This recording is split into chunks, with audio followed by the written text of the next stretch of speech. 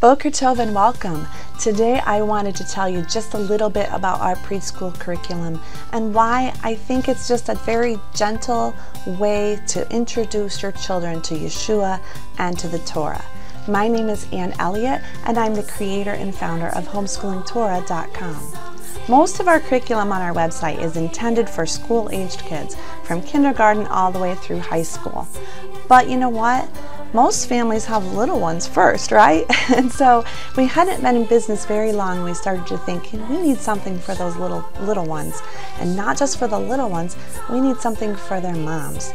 You know, my very first approach to our curriculum for preschoolers was actually as a way to help the moms who had older children and were needing to teach them, to give her some ideas for things that the little ones could be doing at the same time so that they weren't off getting into trouble or so that she didn't feel she was neglecting them.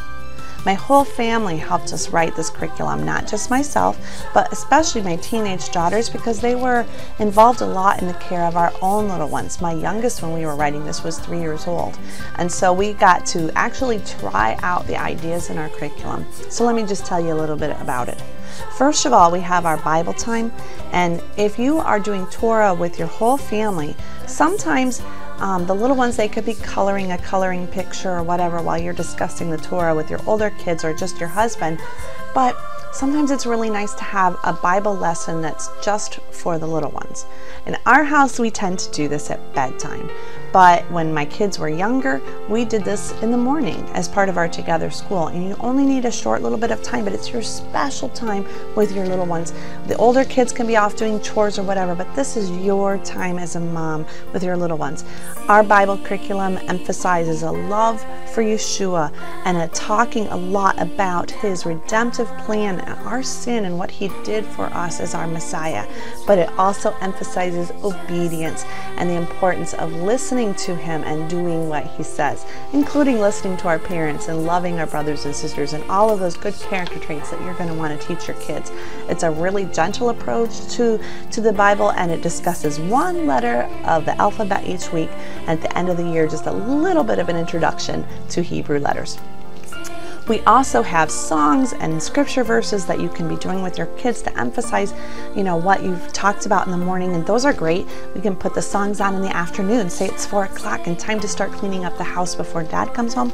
You can pop one of those songs on and say, you know what, we're going to have all of the Legos picked up before the end of this song. And whether they can or not is another matter. But it gives you something to race, and they're singing those songs all the time. They get in their head, they get in your head, and that's good. We also have some other things. We call them different times. And the reason for that is, again, maybe mom needs a time where her kids need something to do. One of these is a creative time, and it's just what it sounds. It's when they get out the scissors and the glue and the crayons and the markers, and they get to sit and they get to do school. The kids love it. And it also gives them their fine motor skills a chance to grow and to develop. We're not looking for perfection. It just gives them a chance to try out things and to be creative with your supervision. Another one, though, that goes with the creative time is called rest time. And in creative time each week, we have the kids build something for their quiet book. And the quiet time, every little one needs it. Maybe it's right before nap. Maybe it's right after a bath. Maybe it's while you're nursing the baby. And you can give your child the quiet book that he or she made for herself or himself. And they can sit there and look at it, and we're going to add things to it each week, and we're going to have suggestions for other things that they can be doing in quiet time. Maybe that only lasts 15-20 minutes, but it's a big help for them to keeps them from getting overstimulated. We also have build time, where they can take toys and big things that are around the house and be imaginative and pretend. They might build a store. They might build a pretend train. They might build a whole village. It just depends. Each week we give you all the ideas and toys that almost everyone has right around their house, things that you won't have to go out and buy special. Then we have outside time, because kids, if at all possible, should be getting outside, right?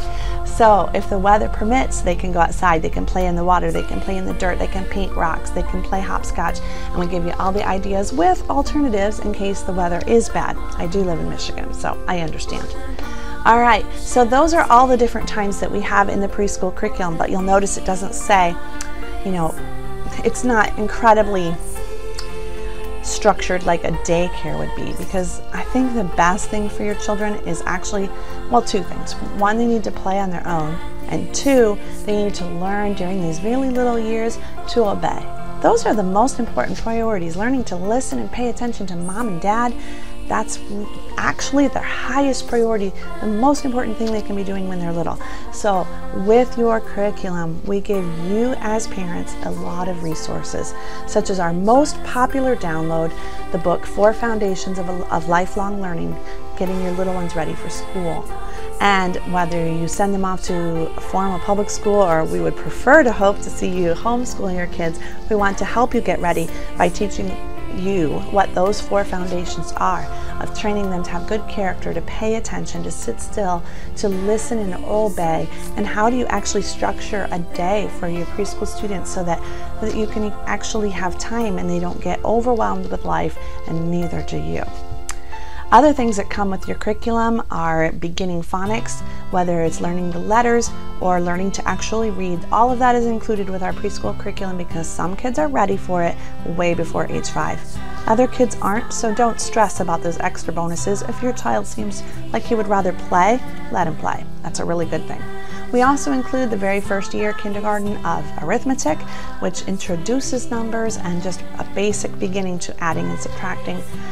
Again, if your child is not ready, just count, just play, just do simple things that are included in the actual preschool curriculum, and don't worry about it. But if your child is bored and really wanting to learn, why hold them back? So it's included in your preschool curriculum. We also include Torah portions for the entire year, all 50-some weeks of the year, and the Torah for the normal curriculum that we do with even our high school students. It's over their heads, but you might want it. You can be learning Torah and then putting it into your own words for your little ones. We also include crafts, and the crafts are really great for preschool kids. Finally, we include our science curriculum for little ones. Some of it will be too old for your little ones, but a lot of it is just hands-on stuff they can do to begin to learn that Yehovah, our God, created the world. And just as He is able to create everything from nothing, He's able to take care of us. And that's the emphasis in our science curriculum. It's just a once-a-week, small and quick activity. Again, optional, but I wanted you to know it's included for all our preschool students. You'll get other things too, audiobooks, ebooks, and videos from me so that we can help you and grow and learn, so that as your children get older, you'll be prepared to be a teacher for them in the older grades. We give you menus and recipes and homemaking forms so that you have time to be with your kids and don't have to invent all of that yourself. And we teach you about the biblical holidays, and then have a plethora of blog posts to help you in just a variety of topics and areas, so that, you know what, if we can train up parents, that's the most important thing we can do. We've considered that our highest job.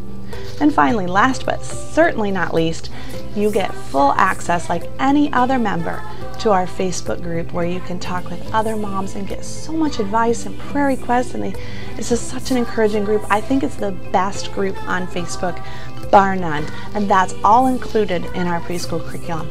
Now, our regular Homeschooling Torah curriculum is $399 a year, and you get all of this for only $59, including all of those Torah and arithmetic and phonics and science, all of it over and beyond our regular preschool. We wanted it to be a value for you. You could think about one payment and be done with it for the year. Never have to think about it again. Thanks for listening. If there's anything we can do to help you and encourage you as you teach your little ones, let us know right away.